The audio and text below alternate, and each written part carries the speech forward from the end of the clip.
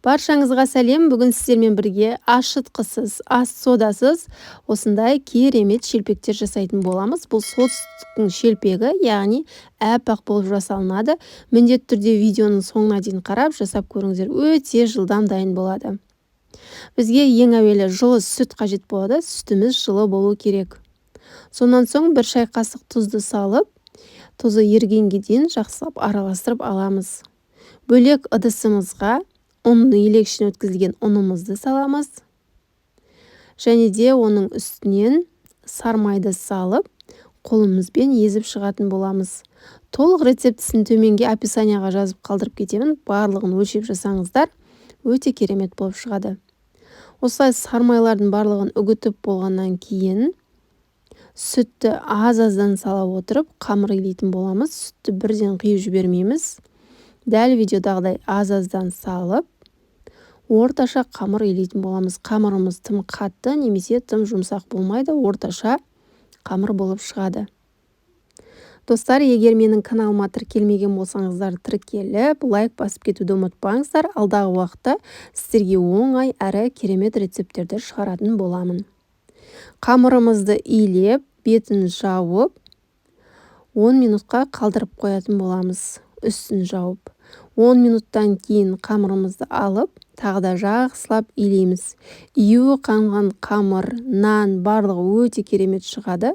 Сол себепті июі қанғанға дейін жақсылап илейміз. Дәл осылай тағы да бір қайтара қойып, тағы да 5-10 минутқа қалдырып қойсаңыздар болады. Міне бізде илегеннен кейін жылтыр өте әдемі болып шығады.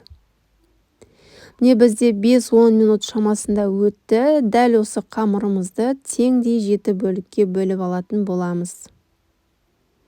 Қамырымыз өте эластичный әрі әдемі болып шығады.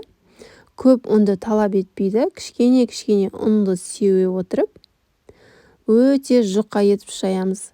Бұл шелпектердің айырмашылығы жұқа болып шығады, әрі тез піседі. Жаңа оңтүстіктің шелпектеріне қарағанда ерекше екен. Өзім оңтүстік болғандықтан солтүстіктің шелпектері маған өте қатты ұнады. Бұл шелпек әсіресе әппақ болғанымен ерекшеленеді. Сол себепті асығыс кезде, жұма күндері дәл осы шелпектермен жасап көрсеңіздер болады. Қараңыздар, осындай өте жұқа етіп жайып аласыздар. Дәл видеодағыдай сіздерге анық көріну үшін осылай көрсеттім. Бір тегіс өте әдемі болды. Енді табамызға кішкене көптеу етіп май құямыз.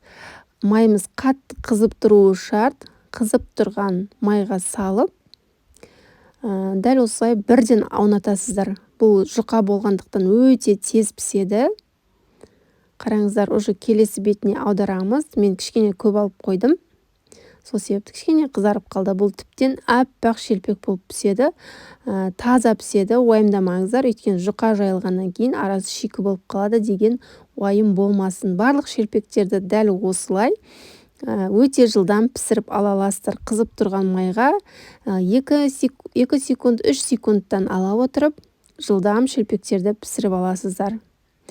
Міне достар, біздің әппақ шелпегіміз дайын. Сіздерге жасап көруге кеңес беремін.